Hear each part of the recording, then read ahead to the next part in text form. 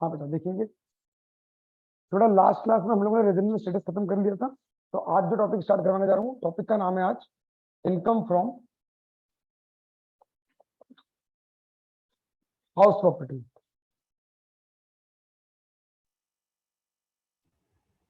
एक बार रेमिटेंस वाला एक्सप्लेन कर देना क्लास के हाँ बाद। बेटा क्या कह रहा है?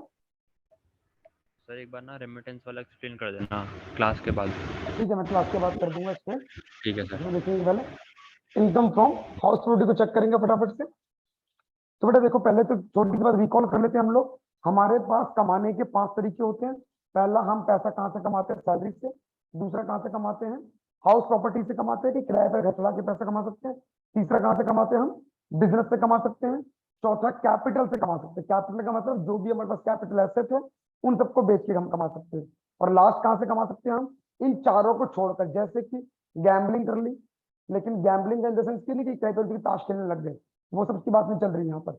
जो भी लीगल गैम्बलिंग हो, जैसे कहीं पर कसिनो लीगल है, हमारे इंडिया में हॉर्स रेस लीगल है, तो हॉर्स रेस कर सकते हैं। या फिर कोई इसका अदर एक्टिविटी जैसे डीआईडी शो जीत के आ गया, या फिर कोई सारे गमापो शो जीत के आ गया, या बैंक से इंटरेस्ट मिला, ये सारा पार्ट क्या हो गया? अदर सोर्स हो गया। या तुम्हें डिविडेंड मिल गया, तो कहीं ना कहीं से ये सारा क्या होगा? अदर सोर्स हो गया। ठीक है, तो हमें उसमें सेकंड फर्स्ट पार्ट क्या पढ़ रहा हूँ मैं? इनकम फ्रॉम हाउस प्रॉपर्टी पढ़ रहा हूँ। ये बहुत ही ज्यादा इजी चैप्टर है, इससे ज्यादा आसान टॉपिक तुम्हारी बुक में ही नहीं मिलेगा। इनकम फ्रॉम हाउस प्रॉपर्टी, इसको समझने में भी आसान है, करने में भी आसान है। तो इसको स्टार्ट करते हैं फटाफट से, देखते हैं फटाफट। तो देखेंगे हमारे पास, एक सेकंड मुझे और एक मिनट दो।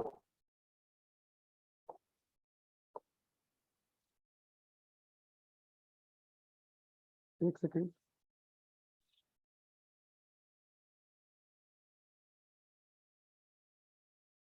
नोट्स बच्चों आपको नेक्स्ट क्लास में मिल जाएंगे नोट्स। आज मैं नोट्स लाना भूल गया।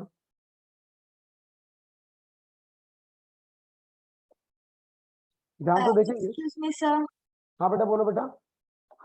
Is the second chapter over? बेटा दोबारा बोलो। Is the second chapter over? Yes बेटा, यस बेटा, रेजिडेंशियल स्टेटस हमारा ओवर हो चुका है। रेजिडेंशियल स्टेटस में हमारा कुछ भी नहीं बचा, सारा टॉपिक कर लिए हैं। बाकी जो भी क्वेश्चन मैंने प्रैक्टिस के लिए दिए थे आप लोगों को, उसके सॉल्यूशन में आपको हो सकता है आज रात को, वरना कल पक्का आपको मिल जाएंगे। मैं ग्रुप में डाल दूंगा सारे सॉल्यूशन, तो उसमें से आप लोग चेक कर लेना आपका सॉल्यूशन सही है कि गलत है। जो भी गलत होंगे फिर हम किसी दिन क्लास रखेंगे, उनको डाउट में क्लियर कर लेंगे। ठीक है बेटा। ये अमनदीप बेटा, मेरी आवाज सही नहीं आ रही क्या? अमनदीप मेरी आवाज क्लियर नहीं आ रही बेटा?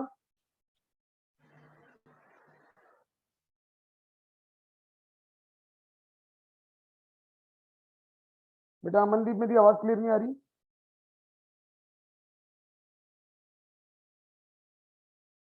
बेटा बाकी बच्चों को मेरी आवाज क्लियर आ रही है? एक बार बेटा कंफर्म कर दो मुझे। ओके, कोई इको विको तो नहीं होता? ज्यादा क्लियर तो है ना बिल्कुल ही? ठीक है बेटा, देखेंगे ध्यान से फिर। देखो बेटा, पहले बात को समझते हैं इनकम फ्रॉम हाउस प्रॉपर्टी के अंदर। आप तीनों बड़ा ध्यान रखना, इनकम टैक्स पूरी तरीके से प्रैक्टिकल सब्जेक्ट नहीं है, थ्योरेटिकल सब्जेक्ट भी है, तो दोनों मिला के क्वेश्चन होते हैं। ठीक, तो देखेंगे इनकम फ्रॉम हाउस प्रॉपर्टी के अंदर पहले पढ़ना है चार्जेबिलिटी सेक्शन। चार्जेबिलिटी का मतलब ये चार्ज किस चीज की वजह से होता है? The annual value of the property consisting of any building or land appertinent thereto, of which the assessee is the owner, shall be subject to income tax under the income from house property after claiming the deduction under section 24, provided such property or any portion of such property is not assessed by the assessee for the purpose of any business profession carried on by him, the profit of which are chargeable to income tax। इस पूरी line का मतलब समझो क्या है। वो क्या कहना चाहता, कह रहा किसी भी बिल्डिंग या जमीन से जुड़ी हुई चीज, उसकी जो एनुअल वैल्यू होगी उसके ऊपर क्या निकलेगा? हमारा इनकम फ्रॉम हाउस प्रॉपर्टी निकल के आएगा। कहता अगर आपने इसकी कोई भी जमीन या बिल्डिंग को किस पर्पस में इस्तेमाल किया, बिजनेस के पर्पस में इस्तेमाल किया या फिर प्रोफेशन के लिए इस्तेमाल किया, ये इसके अंदर इंक्लूड नहीं होगा। दोबारा बता रहा हूं, इनकम फ्रॉम हाउस प्रॉपर्टी के अंदर होता क्या है? हमारा जो घर है, कहता है अब उसको हर एक पर्पस के लिए यूज कर लो, लेकिन किस पर्पस के लिए यूज नहीं करोगे? बिजनेस के पर्पस के लिए यूज नहीं करोगे। अगर बिजनेस के पर्पस के लिए यूज करोगे तो उसका हेड बदल जाएगा। हेड में से वो कहां जाके चार्ज होगा? Profit from gain. कि भैया तुमने बिजनेस से पैसा कमाया, प्रॉफिट कमाया, वहां जाके चार्ज होगा। लेकिन हमारा टॉपिक क्या चल रहा है, हाउस प्रॉपर्टी से तुम अर्न कितना कर रहे हो, और हाउस प्रॉपर्टी किस चीज की, कि भैया तुम रहने के लिए इस्तेमाल कर रहे हो, उस चीज के लिए बताओ।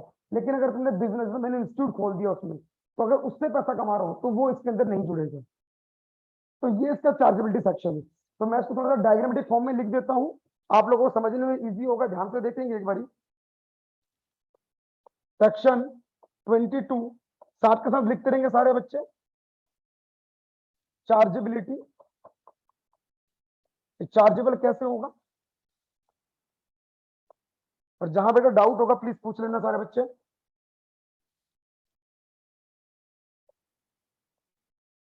तो मैंने बोला process of computation under the head of income from house property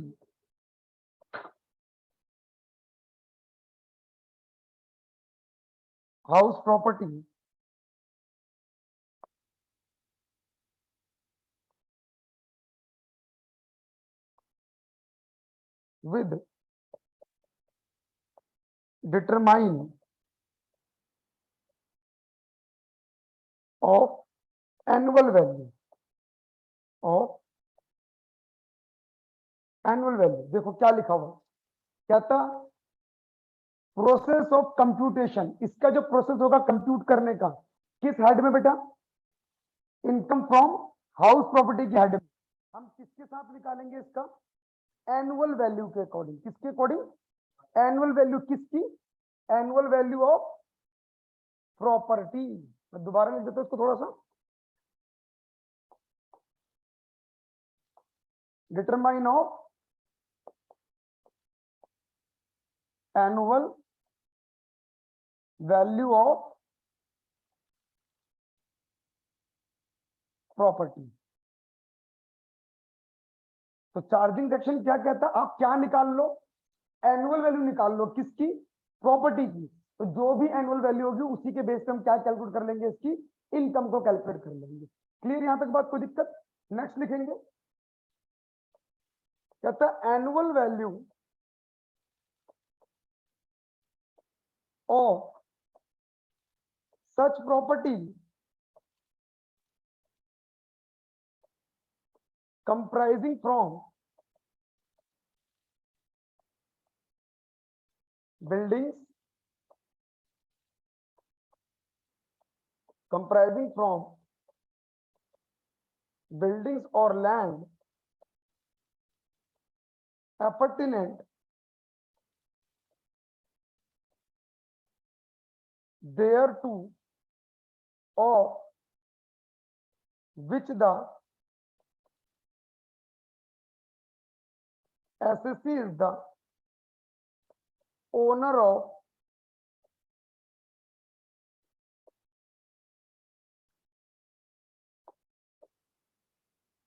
assessee is owner is chargeable to tax under the head of IHT। देखो बेटा ये दो इंपॉर्टेंट कंडीशन है जिसको मैंने पूरा थियोरेटिकल लेकर ध्यान समझना इसको। बेटा तेरा नाम क्या बेटा, रक्षक, अक्षय। देख बेटा अक्षय, यहाँ पर दो कंडीशन क्या बोलेगी, सारे बच्चे ध्यान से सुनेंगे। पहला कंडीशन क्या निकाल लो, पहला कंडीशन क्या निकालो, एनुअल वैल्यू निकालो। एनुअल वैल्यू किसकी निकालो, प्रॉपर्टी की निकालो। उसकी निकालने पर क्या चार्ज कर सकते हैं हम, उसी को इनकम मान लेंगे। कह रहे एनुअल वैल्यू प्रॉपर्टी में, प्रॉपर्टी क्या होती है, प्रॉपर्टी का मतलब कह रहे जो एनुअल वैल्यू निकलेगी किसी भी प्रॉपर्टी की, वो प्रॉपर्टी मतलब बिल्डिंग और लैंड जो भी जुड़ी हुई है उसके साथ, अगर वो ओनर, वो जो ओनर है वो उसका ओनर होगा, उस प्रॉपर्टी का मालिक होगा, हम उसी पे टैक्स कर सकते हैं। ये नहीं कि किराएदार पे जाकर टैक्स लगाएंगे। Excuse me, sir. हाँ बेटा बोलो। What's after? What have you write after land? After land. दोबारा बोलो, आपकी आवाज क्लियर नहीं आ रही। Building or land. After that, what? Appurtenant, appurtenant, it means उसका कॉम्बिनेशन होगा जो भी चीज जुड़ी हुई अटैच विद द लैंड। वो कह रहा है बिल्डिंग और land appurtenant thereto of which the SSC is the owner. SSC क्या होना चाहिए? ओनर होना चाहिए। किस चीज का ओनर होना चाहिए? किस प्रॉपर्टी का? जिसके ऊपर क्या निकल रहा है? एनुअल वैल्यू निकल रही है। एनुअल वैल्यू क्यों निकाल रहे हैं हम? जिससे टैक्स कैलकुलेट कर सके। किस हेड के under? Income from house property के अंदर। फंडा समझ के पूरी लाइन का मतलब क्या है? तो ये जो बातें अभी हमने लिखी थी ये दोनों चीजें ही क्या है? चार्जेबिलिटी सेक्शन है हमारा। ओके, अब किस चीज पे टैक्स नहीं लगा सकता? किस चीज पे टैक्स नहीं लगा सकता? अगर ये लैंड और बिल्डिंग किस पर्पस के लिए यूज हो रही है? बिजनेस पर्पस के लिए यूज हो रही है, तो हम उस पर क्या नहीं लगा सकते? टैक्स नहीं लगा सकते। किस हेड के under? Income from house property के अंडर। उसको किस हेड पे टैक्स लगा सकते हैं? Profit gain from business and profession. बात को समझा दो तो पूरी बात ध्यान से समझना। मैंने बोला, बच्चों अभी दोबारा दिखाऊंगा, मैंने बोला कि कोई भी प्रॉपर्टी है, इस पे क्या कैलकुलेट कर रहे हैं हम? Annual value. ये एक समरी बना रहा हूं छोटी सी। एनुअल वैल्यू क्यों कैलकुलेट कर रहे हैं हम? एनुअल वैल्यू जिससे क्या लगा सके? टैक्स लगा सके। ये टैक्स किस हेड के अंडर लगेगा? इनकम फ्रॉम हाउस प्रॉपर्टी के अंडर लगेगा। क्लियर? ठीक है। अब ये जो टैक्स लगेगा किस चीज के ऊपर लगेगा? प्रॉपर्टी के ऊपर लगेगा। लेकिन वो प्रॉपर्टी किस चीज के लिए यूज नहीं हो सकती? बिजनेस पर्पस के लिए यूज नहीं हो सकती। अगर तुम उस प्रॉपर्टी को बिजनेस पर्पस के लिए यूज कर रहे हो तो इसके ऊपर जो टैक्स लगेगा तो वो किस चीज के अंदर लगेगा? Profit from business and profession, जिसके शॉर्ट फॉर्म में हम क्या लिख सकते हैं? पीजीबीपी। तो मतलब अगर कोई भी हाउस प्रॉपर्टी को तुम कहां यूज करते हो? बिजनेस के पर्पज से, तो उस पर जो भी टैक्स लगेगा वो किस हेड में लगेगा? पीजीबीपी के हेड में लगेगा। अदरवाइज बिजनेस को छोड़कर तुम रेजिडेंशियल सिर्फ इस्तेमाल कर रहे हो तो उस पर क्या लगेगा? ये इनकम फ्रॉम हाउस प्रॉपर्टी लग जाएगी। किसी बच्चे को इस टॉपिक में डाउट है? लास्ट पेज दिखाऊं? Profit from business and profession, shortcut में पीजीबी बोल सकते हो। क्लियर बच्चों? Yes sir. क्या? जिस घर में हम रहते हैं उस पे जाता है वेल्थ टैक्स, प्रॉपर्टी टैक्स जिसको कहते हैं। ये प्रॉपर्टी टैक्स नहीं है। तूने क्या करा? तूने बोला सर मैं कमाता हूँ पैसा। मैंने कहा भाई कहाँ से पैसा कमाता है? इसने कहा सर मैं जॉब करता हूँ, वहां से मेरी सैलरी आती है 50,000 रुपये। मैंने कहा ओके भाई, मतलब साल का 6 लाख हो गया। तेरे से पूछ रहे क्या तुम्हारे घर से कोई कमाई आती है? तूने कहा सर मैंने एक किराए पे भी चला रखा है, मेरा वहां से मैं साल का 72,000 रुपये आ जाता है, 6,000 रुपये पकड़ लेते हैं, या 80,000 रुपीज अर्न करता हूँ। तो इसकी इनकम कितनी होगी? उत्कर्ष, उत्कर्ष नाम है ना? हाँ, तो कितनी इनकम? 6 लाख, वो 80,000 ही है। फिर तेरे से टैक्स पूछेगा क्या भाई तेरा बिजनेस है क्या? तूने कहा था मेरा बिजनेस भी है, मेरा साइड बिजनेस ये है, मैं वहां से भी पैसा कमाता हूँ। तो वो क्या आ गया तेरा? उस बिजनेस का पैसा भी तेरी इनकम में ऐड हो गया। फिर तेरे से पूछ जाएगा कोई तो घर वर बेच के भी पैसा कमाया? तूने कहा सर मैंने एक प्रॉपर्टी बेची थी, उससे भी पैसा आया, तो वो भी उसकी इनकम में जुड़ जाएगा। ठीक है, तो और तो कहीं से पैसा नहीं कमाया? तूने कहा हाँ, और भी पैसा कमाया। कहाँ से? सर बैंक का ब्याज आता है मुझे, मैं LIC का एजेंट हूँ, मेरी कमीशन आती है वहां पे, मैं शेयर खरीदता हूँ, वहां से मेरा भी प्रॉफिट आता है। तो वो सारा कहाँ चला गया तेरा? Income from other source. पांचों इनकम को जोड़ लेंगे, जोड़ने के बाद क्या होगा? उस पर टैक्स लगेगा। एग्जाम्पल नहीं बोल रहा, अगर तुमने अपना घर बिजनेस के पर्पज के लिए इस्तेमाल किया तो इससे जो भी इनकम होगी वो इस हेड में एप्लीकेबल नहीं होगी। वो किस हेड में चली जाएगी? इस हेड में चली जाएगी। समझ गए मेरी बात को? किराए पे घर चला दिया मैंने, रेंट से कमा। मेरा अगर सिंपल वही होगा बिजनेस कि मैं किराए से कमा रहा हूँ, किराए से कमा रहा हूँ, किराए से कमा रहा हूँ, कि मेरा काम ही क्या है? किराए से पैसा कमाना, तो वो मेरा बिजनेस होगी। लेकिन मेरा कोई ऐसा मोटिव नहीं है कि मुझे सिर्फ यही करना, वो तो मेरे साइड इनकम हो गया, मैंने ऊपर एक फ्लोर खाली पड़ा है वहां चला दिया मैंने, तो उसको बोला जाएगा। ठीक है, प्रॉपरली बिजनेस की बात नहीं कर रही। यहां तक बच्चों बात समझ आ गई मेरी? आगे बढ़ सकता हूँ? नेक्स्ट देखेंगे। नेक्स्ट देखो बच्चों, तो यहां पर क्या बोला? बेसिस क्या है? भैया सारा बेस क्या है बेटा इसका कैलकुलेट करने का, एनुअल वैल्यू। तो हमें क्या निकालना सीखना पड़ेगा, एनुअल वैल्यू निकालना सीखना पड़ेगा। अगर हमें एनुअल वैल्यू निकालना आ गया तो हमें सब कुछ आ गया। ठीक है, समझेगी मेरी बात। आओ बेटा, अब मैं ज्यादा थ्योरी नहीं करवाऊंगा इसके अंदर, हम चलते सीधा एनुअल वैल्यू की कैलकुलेशन के अंदर। तो मैं यहां पर लिख रहा हूं, मेरा जो मेन टॉपिक स्टार्ट हो रहा है, कंप्यूटेशन ऑफ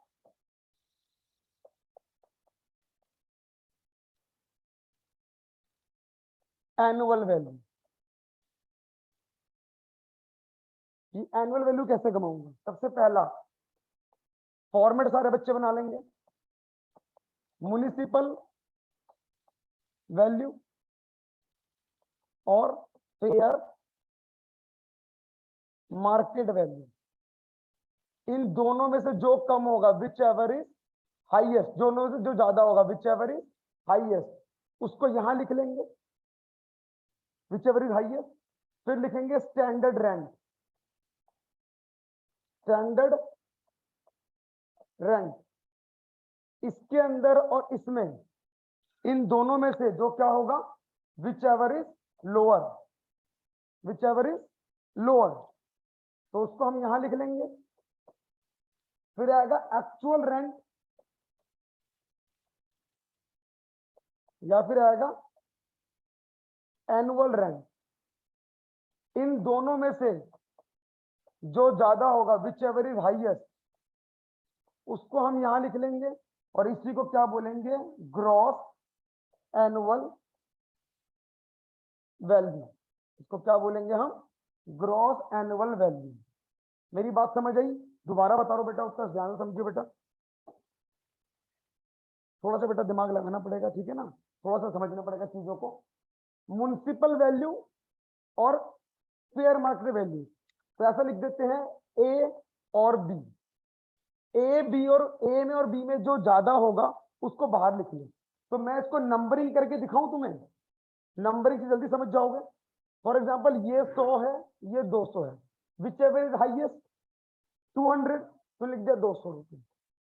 आगे स्टैंडर्ड रेंट, ये तुम्हें गिवन होगा वैल्यू, मान लेते ये इधर का 150 रुपये, विच एवर इज लोएस्ट 150, तो तुमने यहां लिख दिया 150 रुपीज। कहते हैं actual rent is 300, which ever is highest 300, तो यहां लिख दिया 300, और इसी को क्या बोला गया, ग्रॉस एनुअल वैल्यू। कोई डाउट? तो हमने क्या निकालना सीखा, ग्रॉस एनुअल वैल्यू निकालना सीखा, जिसके बेस पे क्या करेंगे, हम टैक्स को कंप्यूट करेंगे। बच्चों यहां तक बात समझ आई कि नहीं समझ आई किसी को? सारे बच्चे जवाब देंगे, बोलो बच्चों। Sorry, sir, can you please explain it again? हाँ बेटा, ये समझा तो ध्यान सुनना, नोट कर लिया बच्चों? बेटा एक मिनट वेट करेंगे, सारे पहले नोट कर लेंगे, फिर समझा दूंगा मैं।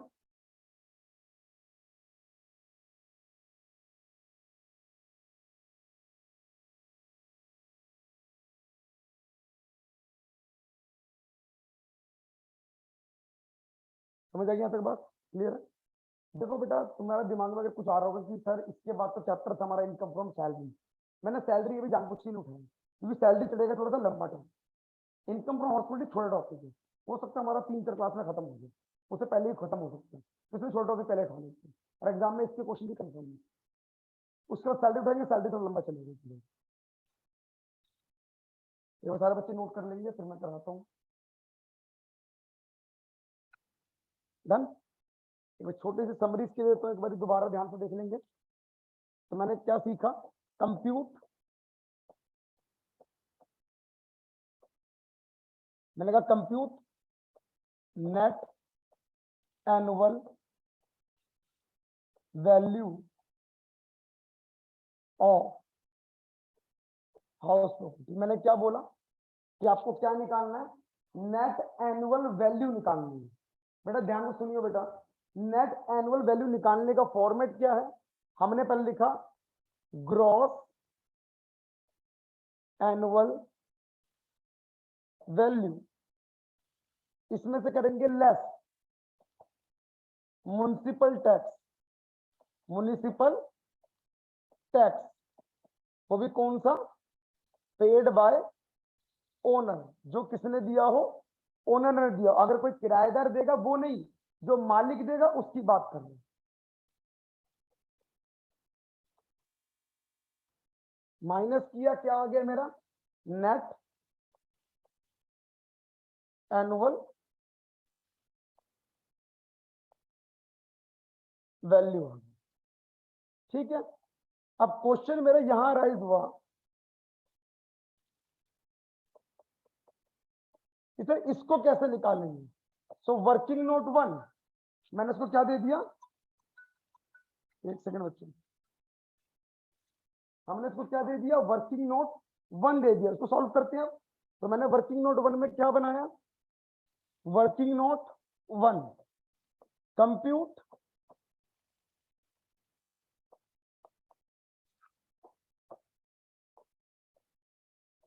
Gross annual value. तो हमने क्या किया, स्टेप 1, स्टेप 1 क्या होगा, ध्यान से देखेंगे।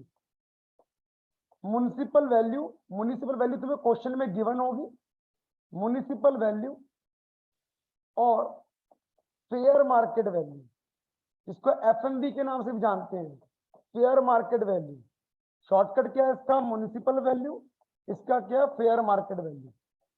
स्टेप 1 से क्या निकलेगा, विच एवर इज हाइयर। तो दोनों में से जो भी हाईएस्ट होगा, क्लियर, दोनों में से जो भी ज्यादा होगा उसको स्टेप 1 बोलेंगे। स्टेप 2 क्या होगा मेरा, स्टैंडर्ड रेंट। ये भी तुम्हें क्वेश्चन में गिवन होगा, यहां लिखेंगे और आंसर मेरा क्या आ जाएगा, विच एवर इज लोअर। दोनों में से जो कम होगा उसको हम यहां लिख देंगे। ठीक है, एंड स्टेप 3 क्या होगा, एक्चुअल रेंट या फिर एनुअल रेंट। दोनों में से जो हाइयर होगा उसको यहां लिख देंगे, विच एवर इज हाइयर। जो वैल्यू होगी यहां लिख देंगे, और ये जो हाइयर वैल्यू होगी इसी को क्या बोलेंगे हम, GAV। क्लियर है बेटा, पॉइंट अप। बेटा आप क्लियर है कि दोबारा समझाऊं,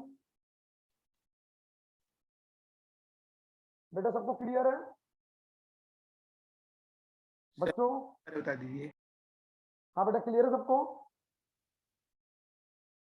सर, एक बार ये वाला दोबारा बता दीजिए, रिपीट कर। तो यही ग्रॉस एनुअल वैल्यू के बारे में।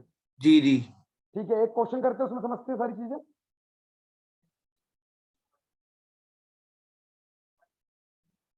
हाँ, इन दोनों में से देखो, मैं यहाँ बता देता हूँ, इन दोनों में से जो हाईएस्ट वो यहाँ आएगा, इन दोनों में से जो लोएस्ट वो यहाँ आएगा, इन दोनों में से जो हाईएस्ट वो यहाँ आएगा।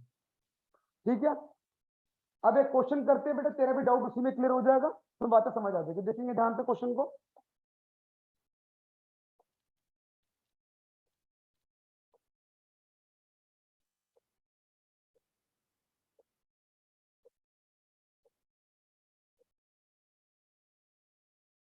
देखो बेटा ध्यान से,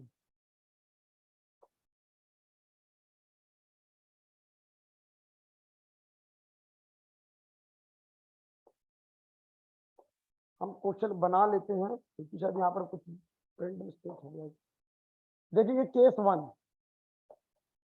केस 1 में क्वेश्चन गिवन है, म्युनिसिपल वैल्यू मुझे गिवन है 2,40,000, फेयर मार्केट वैल्यू मुझे गिवन है 2,30,000, स्टैंडर्ड रेंट SR मुझे गिवन है 1,80,000, और एक्चुअल रेंट मुझे गिवन है ₹2,00,000। कैलकुलेट, क्या निकालना है हमें, ग्रॉस एनुअल वैल्यू। ध्यान से सारे बच्चे देखेंगे, ग्रॉस एनुअल वैल्यू निकालनी है। तो क्या करेंगे, फॉर्मेटिंग के हिसाब से भी देखेंगे तो क्या होगा, सॉल्यूशन देखेंगे, सारे बच्चे ध्यान समझेंगे। तो मैंने कहा MV कितना है मेरा 2,40,000, FMV कितना है मेरा 2,30,000, विच एवर इज हाइएस्ट। पहला कहता है विच एवर इज हाइएस्ट, तो मैंने यहां लिख लिया which ever is highest, that is 2,40,000 rupees. Any doubt, next one is standard rent, the value of standard rent is 1,80,000। तो 1 लाख अगर 80 है तो इसके अंदर और इसके अंदर उत्कर्ष विच एवर इज लोअर 1,80,000, तो मैंने क्या लिखनी है यहाँ पर, which ever is lowest that is 1,80,000। And next one is annual rent, ये एक्चुअल रेंट कितनी वैल्यू है 2 लाख। तो which ever is highest from this and this 2 lakh, तो मेरा ग्रॉस एनुअल वैल्यू कितना आ गया 2 लाख। बेटा समझ आया कि अभी भी समझ नहीं आया? बच्चों क्लियर है पॉइंट? बेटा सारे बच्चे आंसर करेंगे, ऑनलाइन में जो बच्चे क्लियर है सबको बेटा? Yes sir. ओके बेटा, तो इसको नोट कर लो, एक नया क्वेश्चन करते हैं फिर मैं सर। समझाता हूँ इसको और आगे बढ़। हाँ बेटा बोल के शब्द। सर समझ तो आगे बढ़, सर एग्जाम में कैसे करना है सर, ऐसे ही जैसे आपने कराया? मैं अभी बता रहा हूँ एग्जाम के फॉर्मेट से समझा देता हूँ। ओके जैसे सर। मैंने करा वैसे ही होता है, बस मैंने क्या बॉक्स बना दी, उस बॉक्स को नहीं बनाएंगे। बाकी मतलब ये वर्किंग नोट है, ये वर्किंग नोट है। मेन काम कौन सा होगा? मेन काम तुम्हारा है ये मेन काम है। मैंने कैसे करवाया तुम्हें compute, that is the step. आपको ऐसे ही करना है कि ऐसे लिखना, mutual value, fair market value, which ever is highest, standard rent which ever is lowest, actual rent which ever is highest. इसकी जगह पर क्या लिख देंगे हम, जीएजी, खत्म। ये तुम्हारा वर्किंग नोट बन गया। मेन काम तुम्हारा क्या है, मेन काम ये है तुम्हें ये निकालना है, ये निकालना, इसके बाद की कहानी भी है तो वो समझेंगे अगली क्लास में। पहले यही पर यहाँ तक समझ लीजिए, समझा केशव? Yes sir. सर एक बार ठीक हाँ है। बेटा बोल।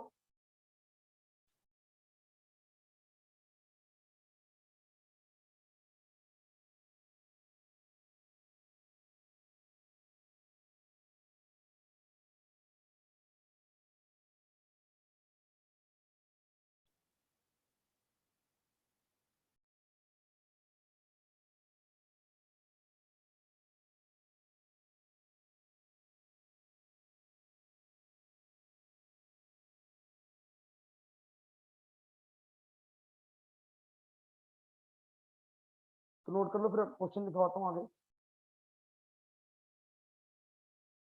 इसमें एक और नई चीज सिखाऊंगा।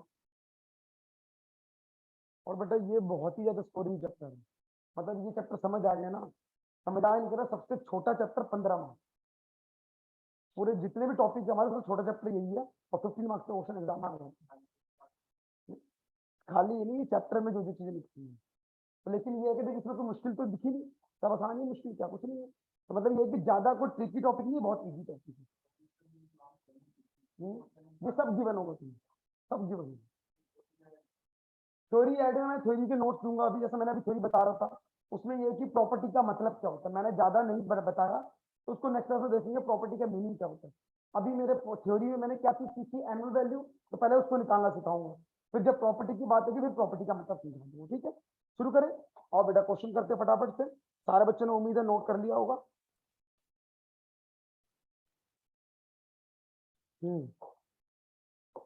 अब क्वेश्चन लिखेंगे सारे बच्चे एक बारी।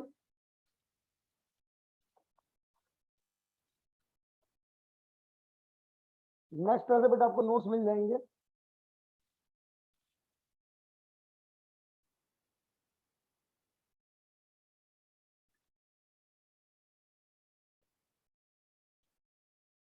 एक, दो, तीन, चार, पाँच। तो सबसे पहले मान लेते हैं हमारे पास घर दे रखे हैं, ये मेरा हाउस है, पहला घर, दूसरा घर, या केसेस समझ लो, या केस समझ लो, या हाउस समझ लो, जो मर्जी समझ लो अभी के लिए तो।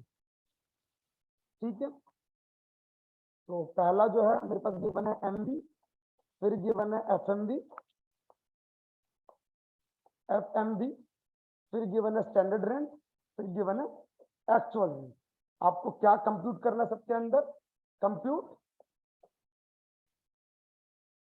ग्रॉस एनुअल वैल्यू कंप्यूट करके दिखाना। पहले केस में एमबी दे रखा है 2 लाख, दूसरा दे रखा है 2,40,000, तीसरा दे रखा है 3,60,000, चौथा दे रखा है 4,20,000, पांचवा दे रखा है आपको 4,80,000, और छठा दे रखा है तुम्हें उसके बाद 6 रखा तुम्हें 4,50,000,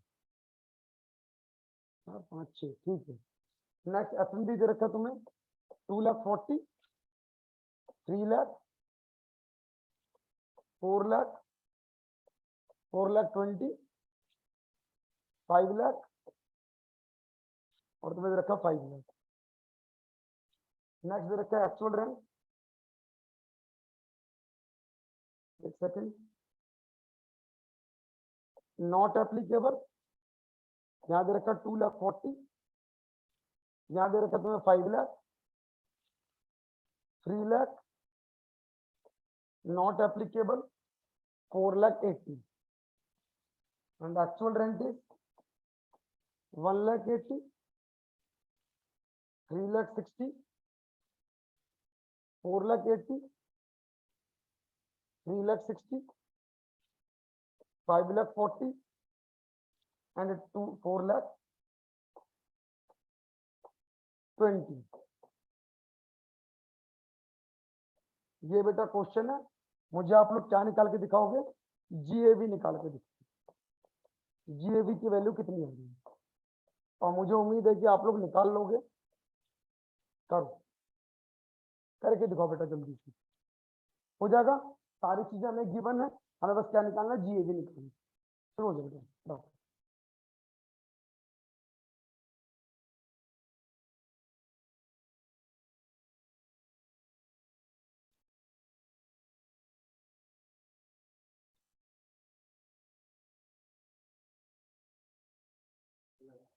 हो गया? ठीक है बेटा, 2 मिनट रुक गया, आता है सबका।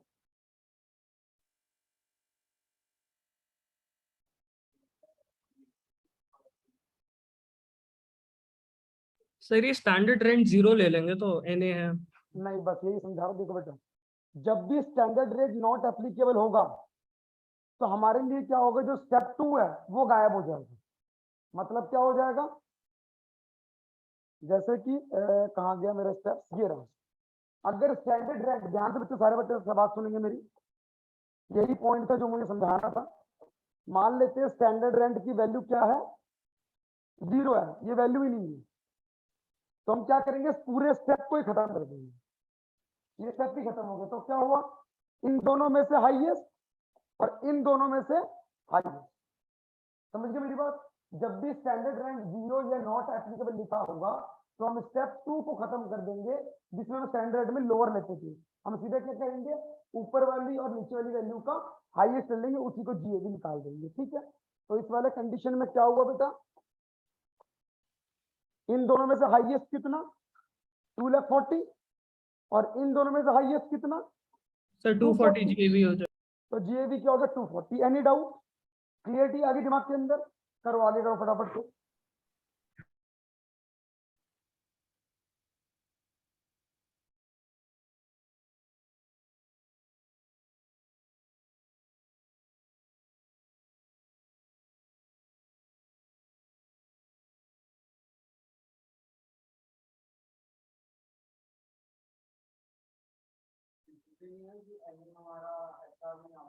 या 360 हो गया सेकंड वाला। हाँ बेटा कर ले, एक बार सारे कर लो, फिर इकट्ठे लिख दूँ। हाँ बेटा बोल, किसी भी जा सकते हैं। हाँ नीचे 2 का लिखेंगे।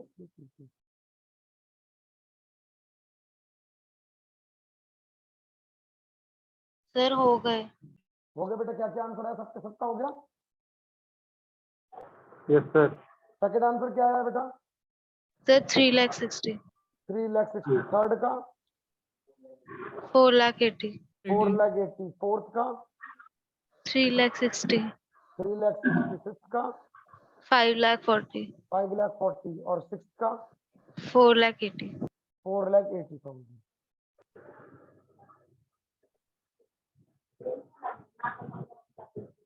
सबका यही आंसर आया है बच्चों? सबका यही आंसर आया है? बोलो। Yes sir. ठीक बेटा, प्रश्न समझ आया नहीं आया?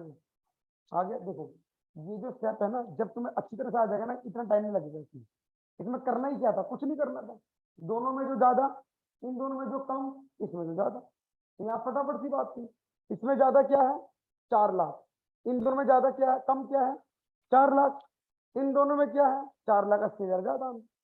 एनी डाउट बच्चों? आगे बढ़ सकता हूँ नेक्स्ट क्वेश्चन की तरफ? Yes, sir. ओके आगे। सर ठीक है बेटा, मुझे उम्मीद है आप लोगों को सबसे हो गया होगा। आगे देखते फटाफट से। तो क्वेश्चन तो था यहाँ पर इनकम्प्लीट था, हमने पूरा कर लिया। आगे बढ़ते हैं।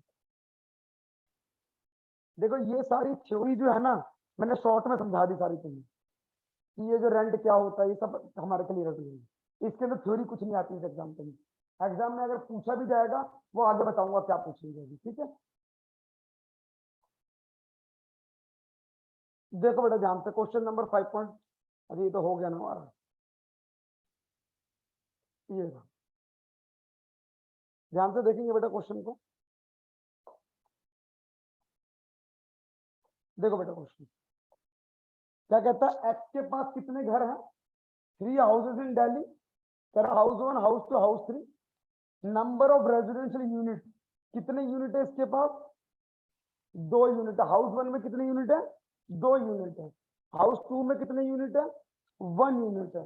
हाउस 3 में कितने यूनिट है? 3 यूनिट है। इसका मतलब क्या हुआ?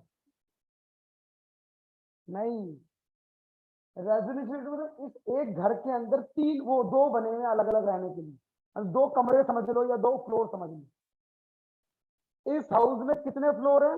2। तो बताओ म्युनिसिपल वैल्यू कितनी दे रखी है? 1/20। 1/20 कितने की है? 2 की। 2 यूनिट की कितनी है?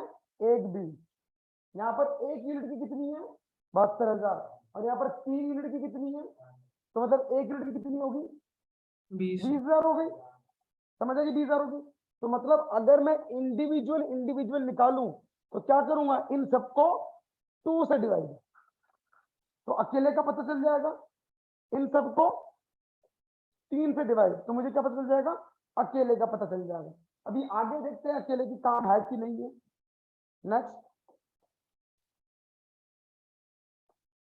म्युनिसिपल वैल्यू गिवन है मुझे, फेयर रेंट वैल्यू गिवन है, स्टैंडर्ड रेंट गिवन है, और रेंट पर यूनिट गिवन है। देखो यहाँ पर क्या दे रखा बेटा, मतलब 1 यूनिट का मतलब 70,000 एक घर का किराया है। 2 का कितना हो गया? 1,40,000 हो गया। 1,40,000 कितना यहाँ मंथली लिखा हुआ है कि नहीं? पर एनम गिवन है वर्ड, तो साल का 70,000, तो 2 यूनिट होगा तो 1,40,000। तो यूनिट इसीलिए गिवन था जिससे तुम क्या निकाल सको, तुम्हारा रेंट निकाल सको कितना मिला। क्लियर बेटा? आगे बढ़ सकता हूँ। अगला क्या है, municipal taxes. 12,000 due but not paid. 12,000 क्या नहीं करा? पे नहीं करा। अगले में क्या लिखा है? 8,000 for last year paid in this year, और 9,000 current year due but not paid. मतलब पिछले साल का 8,000 तो भर दिया, इस साल का 9,000 अभी तक नहीं भरा हुआ। हाउस 3 में क्या है? 60,000। It include 54,000 paid in advance for next 9 year. मतलब 9 साल के लिए तुमने क्या कर दिया? 54,000 भर दिया, टोटल 60,000 की पेमेंट हो चुकी है। ठीक है, तो अभी हमें समझना है कि हमें निकालना क्या? Annual value of 3 houses. मतलब कि हम क्या निकाल रहे हैं अब? नेट एनुअल वैल्यू, जो हमारे फॉर्मेट में हमने अभी सीखा था। कहां गया? ये रहा। ये भी निकालना सीख लिया हमने। लेस क्या करवाया मैंने? Municipal tax paid. मतलब म्युनिसिपल टैक्स कौन से लेने पड़ेंगे? पेड वाले। पे होगा तभी माइनस होगा, पे नहीं हुआ तो माइनस करने की जरूरत नहीं होगी। फिर जो माइनस करके आंसर आएगा उसको क्या बोलेंगे? Net annual value. तो बस मैं आपसे यही चाहता हूँ, इस क्वेश्चन में देख के तीनों हाउस का फॉर्मूला बना के मुझे सिर्फ जीएबी बता दो, फिर उसके बाद मैं काम करवाता हूँ। क्या आप लोग सारे निकाल सकते हो जीएबी? बच्चों जीएबी निकाल सकते हो सारे? फटाफट निकालेंगे। हाँ दोनों, क्योंकि जरूरत नहीं पड़ेगी ना इंडिविजुअल की। उसने बता दिया रेंट पर यूनिट 70 है, तो 2 का सीधे लिख देना 1,40,000। टेंशन ही खत्म हो गई हमारी। ये सारी 2 के हिसाब से दे रखी है, बस ये दे रखा है तुम्हें इंडिविजुअल का, क्योंकि यहाँ पर लिख दिया है कि रेंट पर यूनिट है। तो ऊपर यूनिट लिखने का मतलब क्या होगा? इसकी वैल्यू कितनी हो जाएगी? 1,40। इसकी कितनी हो जाएगी? जो भी मल्टीप्लाई करके आएगा, और इसकी जो मल्टीप्लाई करके आएगा, दैट्स इट। हाँ बेटा बोल। Actual rent. देखो बेटा मैंने 2 बातें लिखवाई थी ना, एनुअल रेंट और एक्चुअल रेंट। एनुअल रेंट का मतलब क्या? सारा किराया क्या तुम्हें मिला? वो तो बता रहा कि साले में इतना लगता है। एक्चुअल रेंट मतलब जो मिला होगा। तो मैंने सिर्फ दोनों बातें लिखवा दी क्योंकि अभी आगे क्वेश्चन पढ़ेंगे ना, जहां पर ऐसा होता है कि घर ना खाली पड़ा हुआ, घर में किराएदार थे, गांव गए हैं, पैसे नहीं दिए अभी। टॉपिक का नाम है अनरियलाइज्ड रेंट। तो वहां पर एनुअल रेंट की जगह पर हम एक्चुअल रेंट भी यूज करते हैं। और जहां पर कुछ नहीं गिवन है इंफॉर्मेशन, तो हमारे लिए क्या मानते हैं? Annual is equal to actual. Clear बेटा पॉइंट? तो अभी कौन से केस पढ़ रहे हैं हम जहां पर हमारे किराएदार अभी घर पर ही है? क्लियर? शुरू हो जाए। हाँ, दोनों अलग अलग है ना। एनुअल का मतलब साल का किराया, एक्चुअल मतलब जितना मिल रहा है वो किराया। ठीक है, शुरू हो जाओ फटाफट से। जीए निकाल के उसके साथ स्पीड में करिए बेटा। Excuse me, sir. The figures are not clear. हाँ बेटा बोलो बेटा, क्या कह रहे हो? The figures are not clear. Which one बेटा? Numbers are not clear for me. Rent per unit? All the values are not clear for me. Okay okay, wait wait wait wait wait a minute बेटा, पहले बच्चे कर लेते हैं, after that मैं इसको explain कर देता हूँ, एक बार समझ आ जाएगा आपको। वेट करेंगे बस। सर हाउस 2 का रेंट पर यूनिट क्या है? बेटा हाउस 2 का अच्छा मैंने कार्ड दिया है क्या? ये देख बेटा, ठीक है। Yes sir.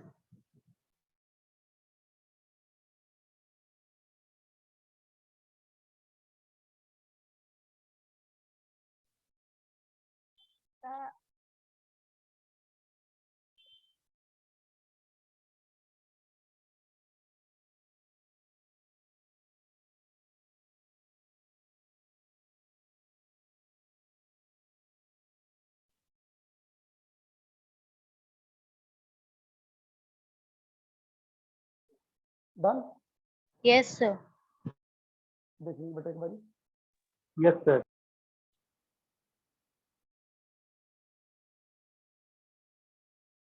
तो देखो बेटा, मैं शुरू करूं? ये कर रहे हो? Done sir. ओके बेटा, फर्स्ट यूनिट का मैं करवा रहा हूँ बेटा, एक मिनट वेट करना। फर्स्ट यूनिट का मैं करवा रहा हूँ, पहले ध्यान से देखेंगे बेटा सारे बच्चे, जिसका डाउट था वो भी देखेंगे सारे।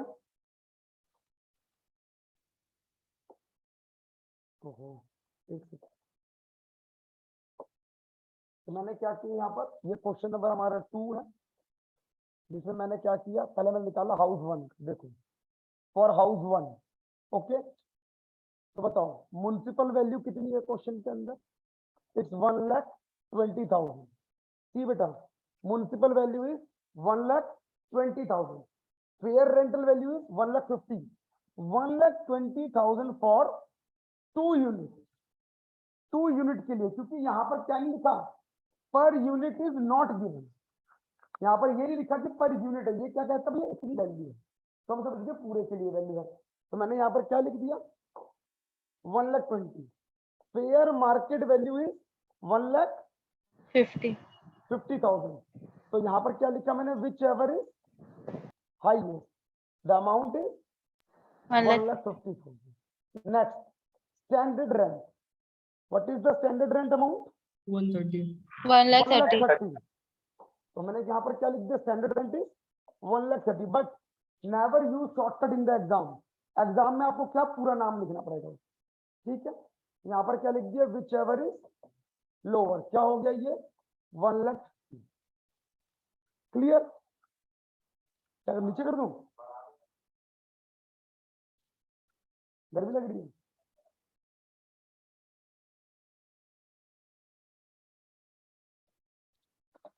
देखेंगे अब क्या हो गया, विच एवर इज लोअर। अब नेक्स्ट बेटा पॉइंट समझना, एनुअल रेंट। बेटा rent is given for single unit, the rent is given for per unit. Per unit mean single unit, and it is also a per annum. तो per unit मतलब कितने unit है हमारे पास, 2 unit, और 1 unit की rent कितनी है, 70,000। तो 70 into 2 इज 1,40,000। सिंपल सा फंडा। यहाँ पर क्या लिख दिया, एक्चुअल रेंट 1,40,000। कैसे निकला, मैं साइड में यहाँ ब्रैकेट में लिख देता हूं, 70,000 मल्टीप्लाई बाई 2, ओके। और यहाँ पर क्या गया मेरा, GAV। या फिर ऐसे निकाल लो यहाँ पर, which ever is highest, highest क्या है इन दोनों में से, 1,40,000। Any doubt? Clear? No, sir. तो मैंने नीचे क्या लिख दिया, GAV is 1,40,000। Next is house 2, house 2,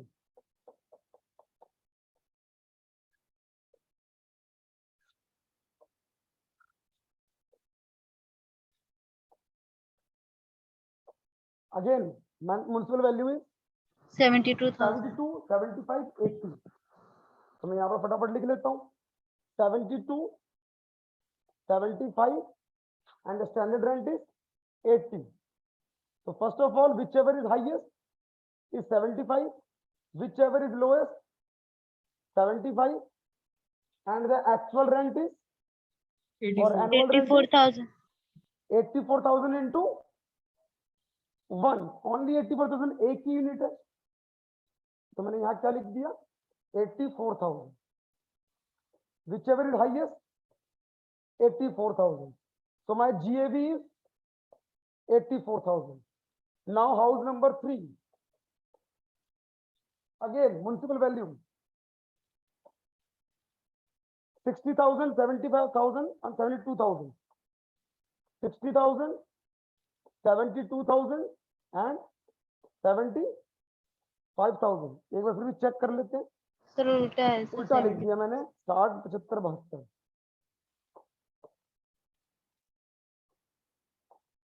72, 75, 72.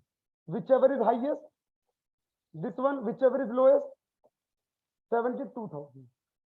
Any doubt? Okay, next, actual rent कितना? The unit is 3. Per unit rent is 21. 21 into 3, 63,000. हाँ बेटा बोलो, कोई डाउट है बेटा? 63,000. Whichever is highest, whichever is highest, that is 72,000. Any doubt? तो my GAV 72,000. यहाँ तक किसी बच्चे को कोई डाउट है? आगे No, बढ़ sir. सकते बच्चों हम? Yes, sir. अब हमारे पास चेक करो कि म्युनिसिपल वैल्यू ये सब कितनी दे रखी थी क्वेश्चन के अंदर। देख बेटा यहाँ पर, अब ये पॉइंट को समझते, मैंने आपको बताया म्युनिसिपल टैक्स कौन सा माइनस होता है, जो दे चुके हैं, पेड वाला। हमें फर्क नहीं पड़ता कल वाला दिया, आज वाला दिया, परसों वाला दिया, हमने दिया है, हमने सिर्फ दिया है। किसने दिया है? ओनर ने दिया। जब क्वेश्चन में ना लिखा हो कि वो ओनर का है कि टेनेंट का है, तो we always assume that it is paid by owner, वो ओनर ने पे किया गया होगा। क्लियर बेटा पॉइंट? तो पहले केस में कितना पेड है? 0। क्यों? क्या लिखा हुआ? Municipal tax is 12,000 due but not paid. इसका मतलब पेमेंट हुई नहीं है। तो मतलब इसके लिए क्या करेंगे हम? माइनस कुछ भी नहीं करेंगे, हम कुछ भी माइनस नहीं करेंगे। क्लियर? तो मैं अगले पेज पर आ रहा हूं, मेरे वापस पेज पे चलते हैं। यहां पर तो मुझे पता लग गया GAV minus municipal tax, GAV minus municipal tax. यहां कितना? निल। फिर आ जाएगा मेरा net annual value. Second check करते हैं। सेकंड कितना पे किया गया है? 8,000 रुपए लास्ट ईयर का तुमने अभी पे किया, और अभी का 9,000 रुपए तुमने पे ही नहीं किया। तो इसका मतलब क्या हो गया? सिर्फ 8,000 की पेमेंट है, तो 8,000 माइनस कर देंगे। The answer is 76। Clear? And last one is total कितनी पेमेंट है? 60,000। 60 में से 54,000 अगले 9 साल के लिए। इस साल के लिए कितना? फिर 6,000 रुपए। लेकिन मैंने अभी क्या बताया, हमें क्या चेक करना है? सिर्फ पेड चेक करना। हमें फर्क नहीं पड़ता वो इस साल का है, अगले साल का है, पिछले साल का है या कब का है। हमें बोला 60,000 पेमेंट है, हम क्या करेंगे? पूरा 60,000 रुपए उठा के माइनस कर देंगे, तब भी ले लेंगे। यस, हाँ एडवांस हमें पेमेंट कर दी, हमने इस साल पेमेंट करी, हमारा हो गया। ऐसा हाँ, जब क्वेश्चन ना लिखा हो तो हम क्या मान लेंगे, ओनर ने किया। अगर टेनेंट की इंफॉर्मेशन गिवन होगी कि it is paid by tenant, okay. हाँ। यहाँ पर 12,000 आ गया, that is my NAV. Question is finish. Excuse me, sir. Yes बेटा, बोलो बेटा। Can you please explain it again? My okay बेटा, वेट, 1 मिनट बता रहा हूँ, 1 सेकंड बेटा बता रहा हूँ। हाँ बेटा, क्या कह रहा तू? can you please explain it again? हाँ बेटा, कर रहा हूँ बेटा, 1 सेकंड। हाँ बेटा, तू क्या कह रहा था, बोल। लिख दिया मैंने, दोबारा सुन लो, मैं दोबारा बता रहा हूँ, ध्यान सुन ले बेटा हमारी। म्युनिसिपल टैक्स हम उसी वाले को माइनस करेंगे जो पेड वाला होता है। म्युनिसिपल टैक्स कौन सा माइनस होगा, पेड वाला। पेड कौन करा होगा, ओनर ने किया होगा। किस साल की पेमेंट की बात कर रहे हैं, कह रहा कोई भी ईयर का हो, चाहे तुमने पास्ट टेंस का पे किया हो, चाहे तुमने प्रेजेंट टेंस का पे किया हो, चाहे तुमने फ्यूचर टेंस का पे किया हो, या तुमने असेसमेंट ईयर का आज पे कर दिया, प्रीवियस का भी आज कर दिया, उसके प्रीवियस का भी आज किया, हमें उससे मतलब नहीं है। बस तुमने पे किया है, हम माइनस कर देंगे, लेकिन वो पेमेंट सिर्फ कौन करेगा, ओनर करेगा। अगर ओनर के अलावा टेनेंट करता तो हम उसका माइनस नहीं करेंगे। क्यों नहीं करेंगे, क्यों नहीं करेंगे, क्योंकि कंडीशन हमारी क्या थी, बेसिस ऑफ चार्ज, कि हम एनुअली उसी की निकालते जो उस प्रॉपर्टी का क्या होता है, मालिक होता है, ओनर होता है। क्लियर बेटा पॉइंट, समझ आ गया बेटा? बेटा क्लियर है पॉइंट आपको? ठीक, आओ, डन, नोट करना। Sir, please बेटा अभी मैंने समझाया, दोबारा समझाऊं?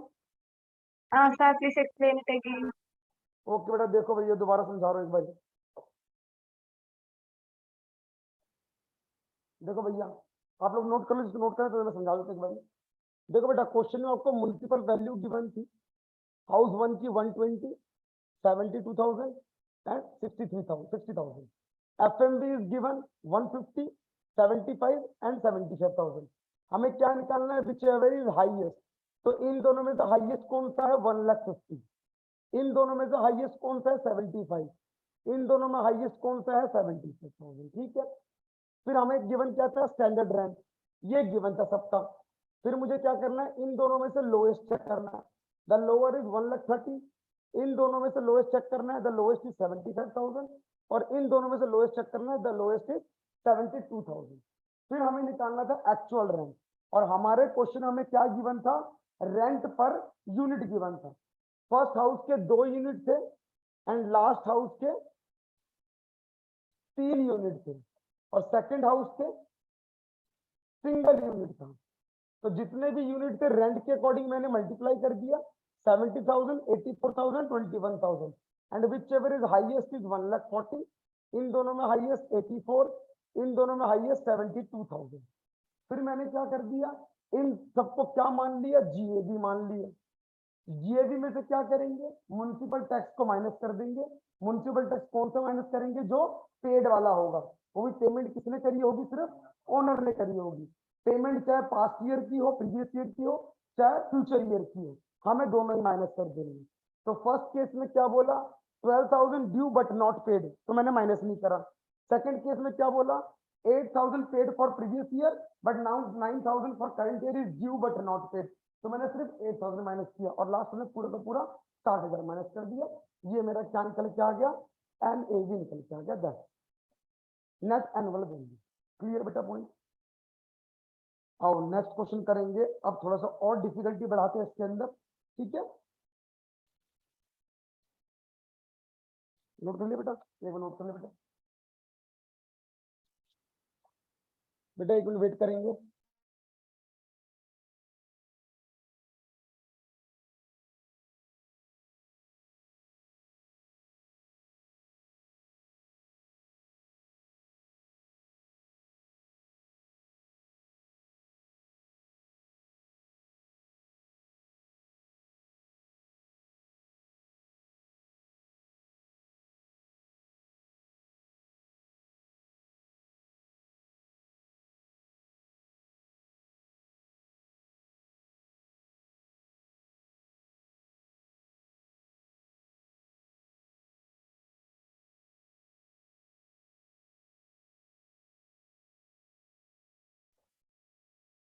आगे बढ़ते हैं, ठीक है, नोट कर ले बेटा।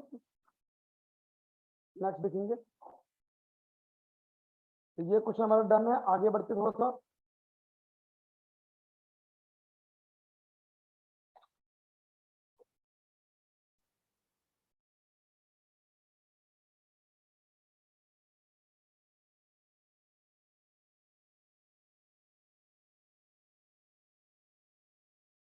देखो बेटा क्वेश्चन थोड़ा सा क्रिएटिव कम होगी, फिर भी ध्यान से देखेंगे। म्युनिसिपल वैल्यू कितनी गिवन है क्वेश्चन के अंदर? Municipal value is 1,20,000, fair rent is 1,80,000, standard rent is 1,50,000। The house property was let for 14,000 per month. तो कितने किराए पे चढ़ा रखा है? 14,000 पे रेंट पे दे रखा है। However, the tenant vacated the property on 30th October. 30 अक्टूबर को जो किराएदार था वो खाली करके चला गया। 30 अक्टूबर को किराएदार खाली करके चला गया। For the month of November 2021 to Jan 22 the property remained vacant. 1 नवंबर से लेकर कब तक प्रॉपर्टी खाली थी? जनवरी तक खाली थी। तो नवंबर, दिसंबर, जनवरी 3 महीने प्रॉपर्टी खाली पड़ी है। तो तुम्हें किराया मिला होगा क्या? नहीं मिला होगा। आगे बढ़ते, it was let out 18,000 per month. हमने उसको दोबारा किराए पर चढ़ा दिया। कितने रुपए में? 18,000 पर मंथ में। कब चढ़ाया?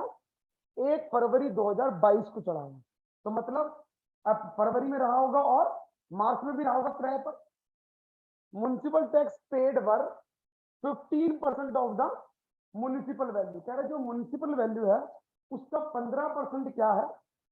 म्युनिसिपल टैक्स है। तो म्युनिसिपल वैल्यू कितनी है बेटा? 1,20,000।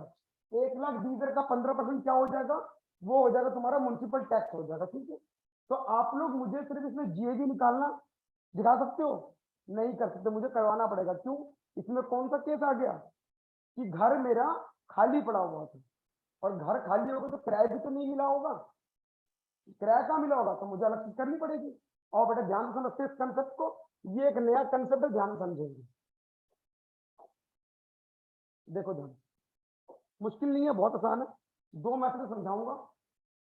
नंबर 3, सबसे पहले क्या निकालेंगे बेटा हम? भाई जीएबी। हमें पता है जीएबी निकालना, तो क्या करेंगे? Municipal value, fair market value, which ever is highest, standard rent which ever is lowest, और एक्चुअल रेंट। फिर क्या निकल जाता है?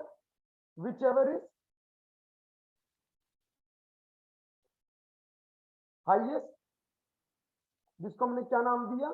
जीएबी। तो फटाफट से काम शुरू करें बच्चों। आओ बेटा फटाफट देखते हैं। हट गया? 1,20, 1,80, 1.5 लाख। मैंने फटाफट से लिख दिया 1,20, 1,80 और स्टैंडर्ड रेंट 1.5 लाख। तो तुमने क्या किया? Which ever is highest 1,80,000, which ever is lowest 1,50,000। Actual rent कितना? एक्चुअल रेंट तो 2-2 है, 2-2 एक्चुअल रेंट है। अब देखो ध्यान से, तो मैंने क्या किया, एक डायग्राम बना हुआ छोटा सा में। 1/4/2021, 30 अक्टूबर 2021 कितना किराया था? आई थिंक 15,000 रुपये किराया था। कितना था? 14,000, 14,000। हमने यहाँ कर दिया 14,000 पर मंथ।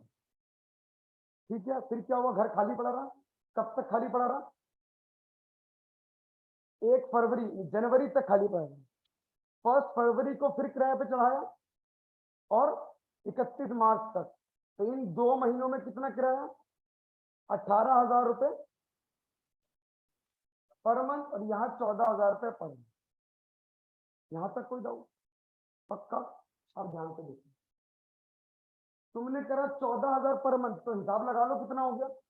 14,000 मल्टीप्लाई कितना? अप्रैल मई जून जुलाई अगस्त सितंबर अक्टूबर 7 मंथ प्लस 18,000 मल्टीप्लाई 2 मंथ कितना हो गया ये? पता नहीं, करना पड़ेगा कैलकुलेट। एक सेकंड, 1,34,000 1,34,000। बेटे देखो ध्यान से समझना जो मैं करवाने जा रहा हूँ, बिल्कुल भी कंफ्यूज नहीं होना। हमने आज तक क्या किया? विच एवर इज हाइएस्ट, कितना हो गया हाइएस्ट? 1,50,000 1,50,000. यही किया। ओके, तो मैं यहां पर सॉल्व कर रहा हूं, कोई बच्चा नोट नहीं करेगा अभी। जीएबी मेरा कितना आ गया? 1,50,000 माइनस कर देंगे क्या? म्युनिसिपल टैक्स कितना है? कहता है म्युनिसिपल वैल्यू का 15%. 15% कितना हो गया? 12,500, 18,000 का 12, 15,000. 1,20,000 का 15% कितना होगा? 18,000। 18,000. यहाँ से 18,000 माइनस कर दो, तो 1.5 लाख का 18,000 कितना हो गया माइनस करने पे? एक मिनट, 1.5 लाख माइनस कितना आ गया? 32. 1,32,000. यहाँ तक कोई डाउट किसी बच्चे को? बोलो बेटा, यहाँ तक कोई डाउट क्लियर है? No, sir. आगे बढ़ सकता हूँ, लेकिन ये हमने गलत किया, ये हमने गलत किया। यहाँ कंसेप्ट खत्म। अब कंसेप्ट को समझना, मैं इसमें सब बच्चे मांगे थे, कोई नोट नहीं करेगा। काट मत, पूरा समझा रहा, समझ ले। देखो मैंने गलत जानबूझ के तुम्हें करवाया, जिसे पता रहे कि सही चीज क्या होता है। अब समझो ध्यान से। बेटा मुझे बताओ, एक्चुअल रेंट कितना है? क्या ये एक्चुअल रेंट पूरे साल का है क्या? No, No, साल sir. का तो नहीं है। ये कितने दिन का है? 9 महीने का। हम गवर्नमेंट को बोलेंगे कि सर आप एक बात बताओ, आप तो कह रहे हो विच एवर इज हाईएस्ट, लेकिन सर मुझे तो 1.5 लाख मिलने के चांस ही नहीं थे ना मेरे। मैं तो 3 महीने घर खाली कर पड़ा हुआ था। मैं 3 महीने में कमाता तो समझ आती कि which ever is highest. For example, अगर मेरा घर 14,000 रुपये किराए पर चढ़ा रहता, तो बताओ साल का कितना होता? कैलकुलेट करेंगे सारे बच्चे, 14,000 पर मंथ के हिसाब से। 1,00,000 क्या सर? हाँ बेटा बोल। सर क्या करना था, दोबारा बोलना। दोबारा बोल रहा हूँ, ध्यान से सुनो। मैंने बोला गवर्नमेंट भैया आप कहते हो 1,50,000 तो आ गए। हमने बोला कि सर अगर मेरा घर 14,000 रुपए के हिसाब से पूरे 12 महीने घर किराए पर होता तो समझ भी आता। तो 14,000 मल्टीप्लाई करो, कितना आंसर आ रहा है? 168. 168। गवर्नमेंट को मैं खुश होकर पैसे देता, क्यों? क्योंकि मैंने 1,68,000 कमाया है। और गवर्नमेंट कितना कमाने को बोल रही है तुम्हें? 1.5 लाख कमाने को बोलती है। तो 1.5 लाख को डिवाइड करना 12 से,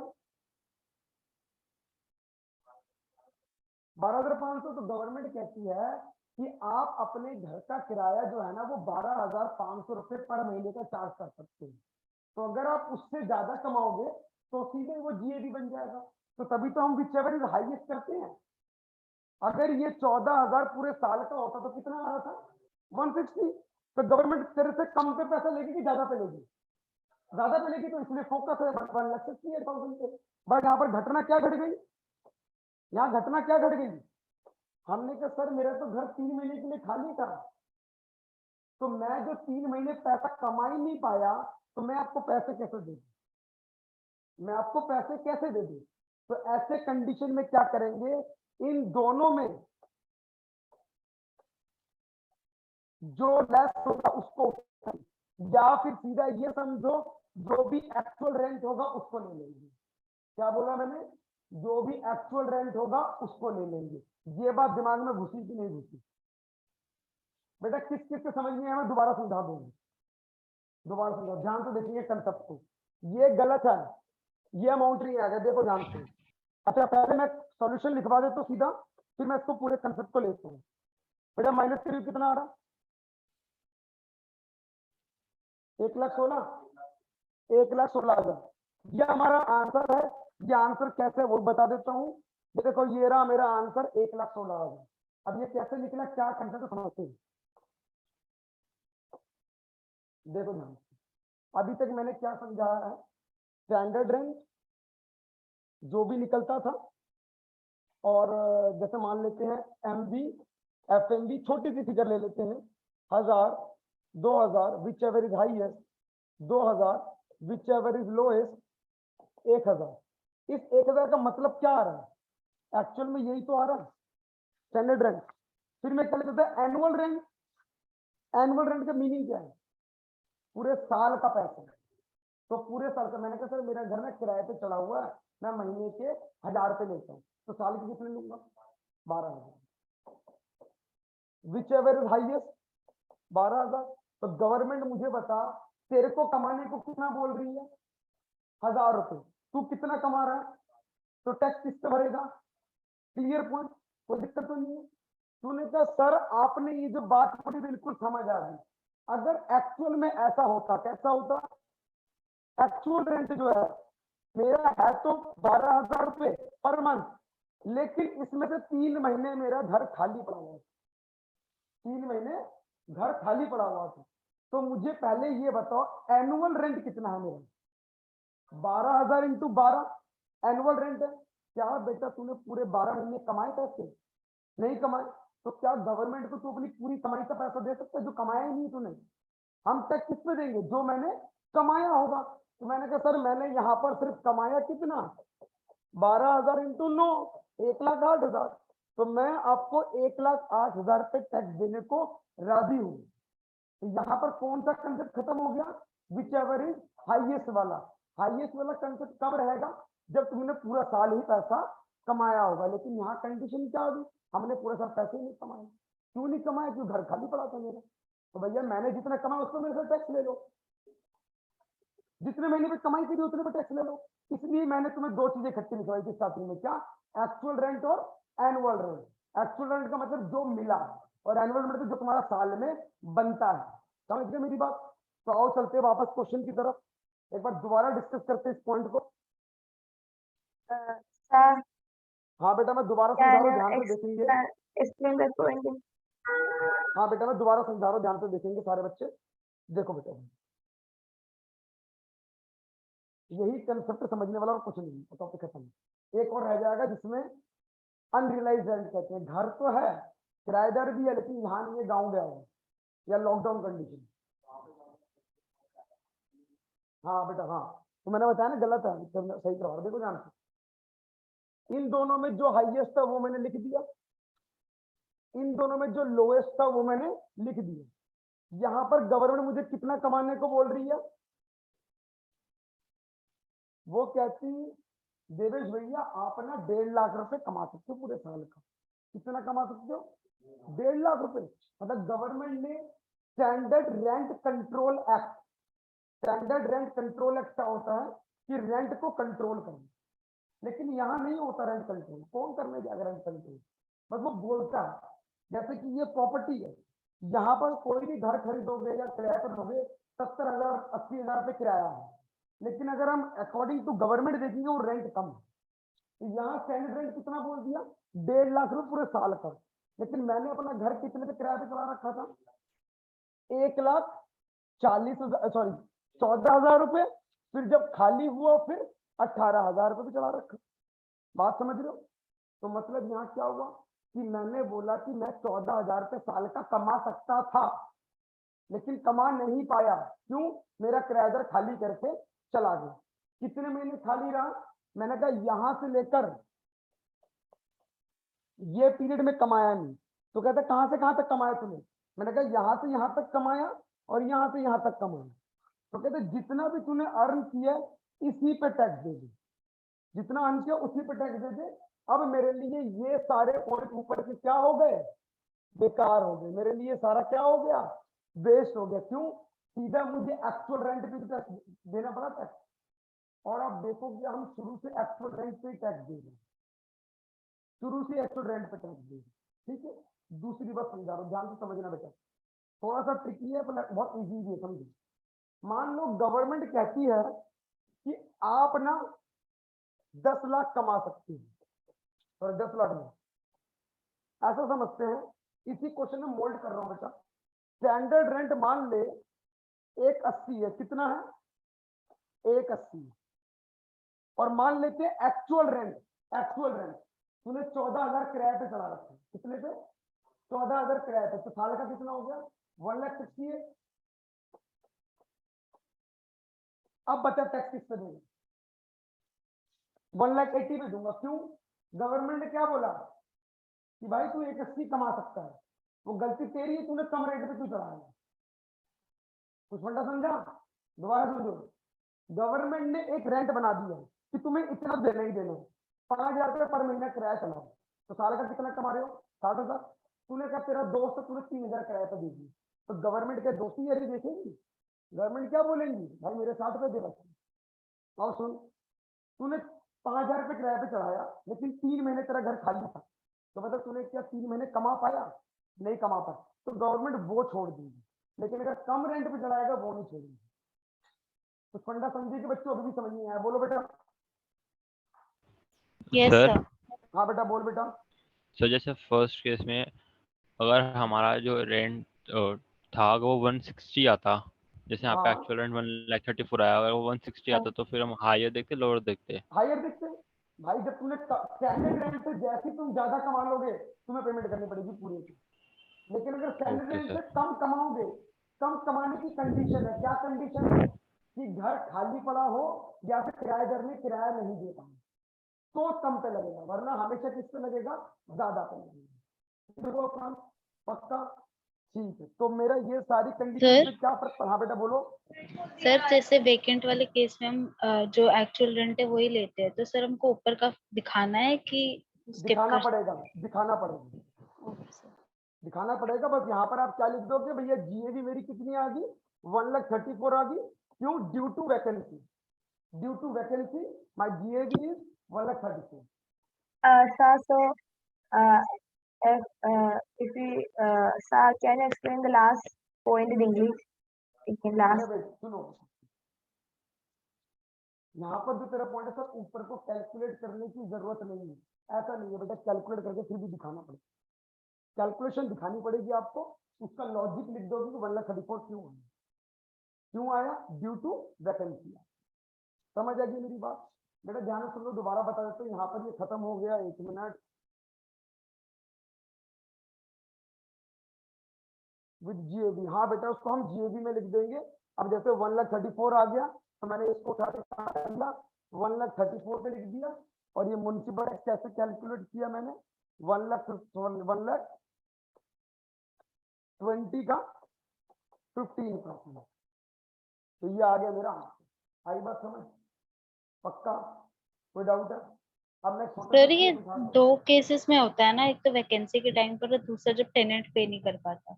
हाँ, अनरियलाइज वाला, वो अनरियलाइज समझेंगे, उसके लिए कुछ कंडीशन भी है। ओके तो सर। मैं छोटा सा क्वेश्चन करवा रहा हूँ, 2 चीजें तुम्हें कंपैरिजन करवा रहा हूँ, जिसके भी डाउट होंगे अब क्लियर हो जाएंगे। ठीक है, देखेंगे ध्यान से बच्चों। Sir, what is this 1,24,000? विच बेटा? Nothing, sir. 1,34,000। So that's all. So if in the vacant case, we have to only take the actual rent Yes, yes. as In the gross vacant annual case, rent. we take actual rent, or other than vacancy or unrealized rent, we take whichever is the highest. Okay, sir. हाँ बेटा लिखो, देखो जो। हाँ बेटा बोल, क्या कर रहा तू? अब मैं 2 केस करवा रहा हूँ, तेरे को क्लियर हो जाएगी सर, डाउट ही खत्म हो जाएगी। ध्यान से देखो, यहाँ पर केस देखेंगे। म्युनिसिपल वैल्यू ऐसे लिख देता हूँ, विदाउट वैकेंसी, और ये विद वैकेंसी। ठीक है, देखो ध्यान।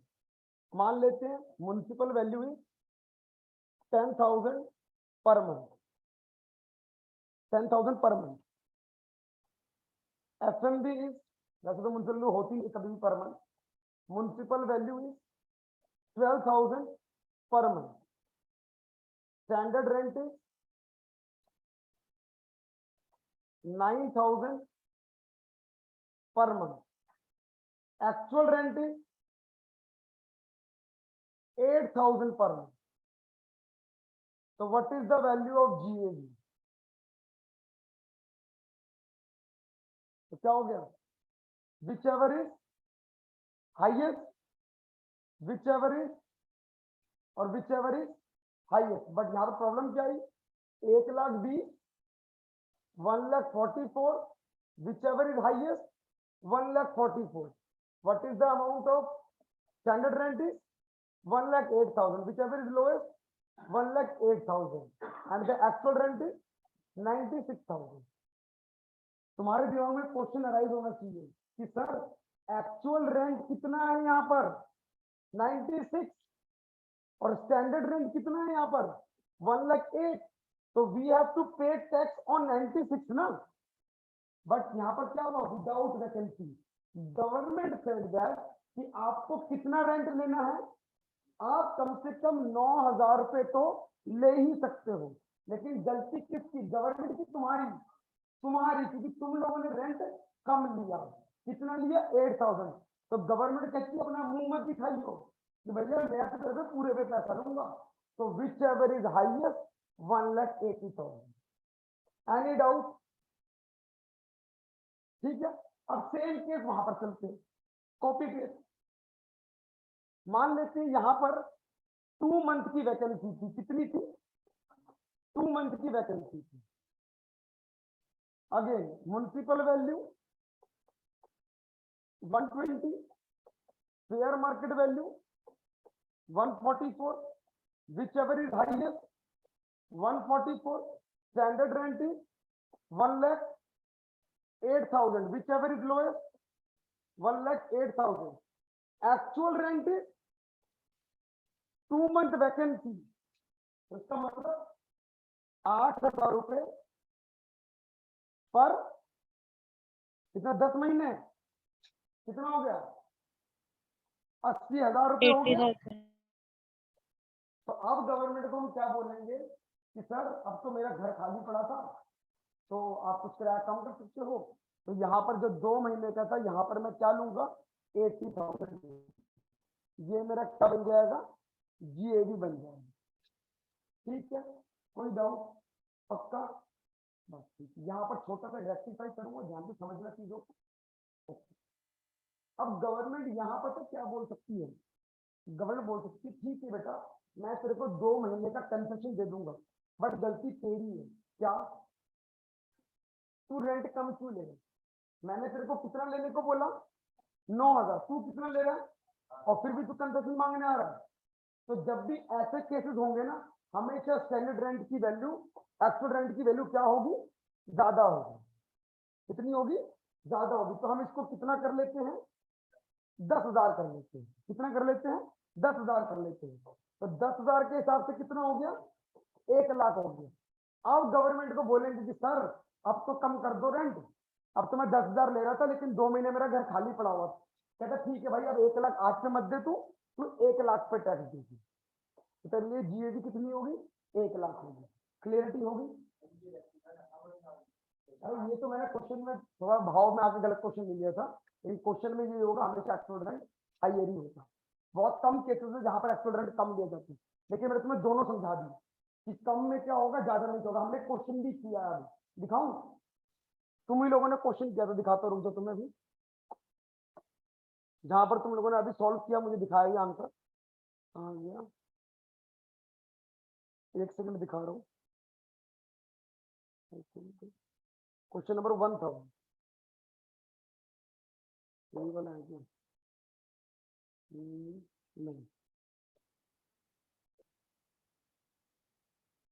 बेटा 1 सेकंड दो, मैं क्वेश्चन निकाल रहा हूँ जो भी आपने करके निकाल डिलीट हो गई।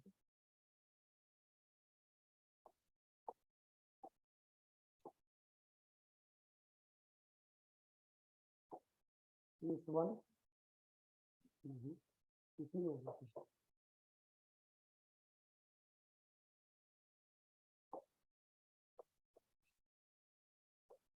बेटा जिसमें मैंने 6 घर बनवाए थे 6 हाउसेस थे, देखना बेटा 6, बेटा जिसमें 6 हाउस थे ना, वो क्वेश्चन देखना कहाँ गया, 6 हाउस वाला क्वेश्चन था। सर कितने, 6 हाउस? हाँ जिसमें मैंने 6 घर बनवाए थे ना तुमसे।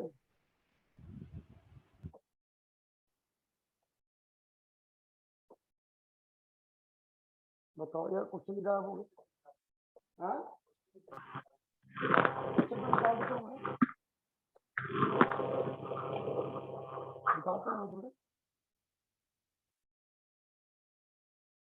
क्वेश्चन नंबर 1 था, ये रहा, ये देखो बेटा ध्यान से। म्युनिसिपल वैल्यू हुई 450, फेयर मार्केट वैल्यू हुई 5 lakh, which ever is highest 5 lakh, standard rent is which ever is lowest 480, actual rent is, तो आंसर क्या आना चाहिए, विच एवर इज हाईएस्ट आना चाहिए ना। आप लोगों ने हाईएस्ट ही बताया था, देखो 4,80,000, यही तो बताया था 4,80,000, लेकिन वहां पर ये कंसेप्ट नहीं समझा रहा था। लेकिन अब तुम्हें समझ आ गया, गवर्नमेंट कहती है कितना पैसा लो, 480, तुमने कितने लिए, तो गवर्नमेंट मुझे नहीं फर्क पड़ता, मुझे 480 देता था। लेकिन अगर यहाँ वैकेंसी होती तो फिर भी थोड़ा बहुत लोएस्ट, वो मेंशन होगा क्वेश्चन के अंदर। ठीक है बेटा, बेटा समझ आ गया आप लोगों को, ये क्वेश्चन क्या अभी भी समझ नहीं आया। Yes sir. हाँ बेटा बोलो। हाँ नहीं होगा, नहीं होगा, मैंने अभी करवाया था रेक्टिफाई, अभी मैंने रेक्टिफाई करवा दिया था जिसमें 8,000 नहीं था मैंने, कहाँ गया, ये वाला रह गया, हाँ ये रहा। अच्छा ये पेज ना ऊपर नीचे हो गया तभी दिक्कत आ रही है। हाँ ये रहा ना, मैंने रेक्टिफाई करवा दिया था, वो हो ही नहीं सकता। वैकेंसी में तुम कम पैसे क्यों दे रहे हो, कम पैसे लोगे तो गवर्नमेंट क्यों बोलेगी तुम्हें, गवर्नमेंट ये बोलेगी भाई कम पैसे का मुझे मतलब नहीं है, मुझे मतलब ये है कि तेरे को स्टैंडर्ड रेंट दिया गया, या तो तू स्टैंडर्ड रेंट के इक्वल किराया ले या तो ऊपर किराया ले। बहुत कम केसेस होते हैं जहां पर कम किराया लेंगे, और वैकेंसी जब भी आएगी तुम्हारे एग्जाम में हमेशा रेंट ज्यादा चाहिए। यहाँ पर भी तो रेंट कितना था, 14,000 और 18,000, कि कोई बंदा कम पे रेंट नहीं देता। हाँ मतलब हाँ हाँ, जितना उससे एक्चुअल मिला वो उसी पे देगा वो, फिर हाईएस्ट का लग सकते नहीं लीजिए। अब तुम्हें बात ही समझ सारी क्या है, तो हाईएस्ट कहाँ देखना है, जहाँ वैकेंसी देते कितना नॉर्मल केस हो, लेकिन जहाँ पर वैकेंसी हो कम हो तो वहां पर समझ जाता है। ठीक है बेटा, तो हम लोगों ने कहाँ तक निकालना सीख लिया, नेट एनुअल वैल्यू से निकालना सीख लिया। एक पॉइंट और रह गया इसका अनरियलाइज्ड रेंट का, और सीखना हमें इंटरेस्ट का, बस ये 2 पॉइंट इसके अंदर चैप्टर खत्म। ठीक है, तो उम्मीद है कि नेक्स्ट 2 क्लास और लगेगी इसकी, 2 क्लास में चैप्टर फिनिश हो जाएगा। ठीक है, और एग्जाम में तुम्हारा मिनिमम ये 7 से 8 मार्क्स, मैक्सिमम 15 मार्क्स का होता है। ठीक है बच्चों, बेटा सबको Yes, समझ sir. आ गया। Yes sir. ठीक है बेटा, सर तो बेटा यहाँ पर मैं आपकी क्लास को ओवर कर रहा हूँ, फिर नेक्स्ट क्लास हमारी क्लास को सेम टाइम पर। ठीक है सर हाँ बेटा, बोलो बेटा। सर एक बहुत रेमिटेंस वाला बता दो लास्ट चैप्टर का, और एक चीज़ और पूछनी थी मेरे को होमवर्क क्वेश्चन में, पहले रेमिटेंस वाला एक्सप्लेन कर दो। देखो बेटा, रेमिटेंस वाले केस में ये होता है कि कभी भी अगर पैसा तुम्हें बाहर मिला, आउटसाइड इंडिया मिला, और तुमने उसी टाइम इंडिया में भेज दिए, तुरंत तुमने इंडिया में रेमिट कर दिया, तो उस कंडीशन में सिर्फ ROR जो है वो टैक्स देगी। लेकिन अगर तुम्हारी कोई पिछली इनकम थी उसको तुम रेमिट करते हो तो उस पर कोई भी टैक्स नहीं देगी। आई बात समझ बेटा। ओके सर, एक और था सर, क्वेश्चन नंबर 5 पे था सर।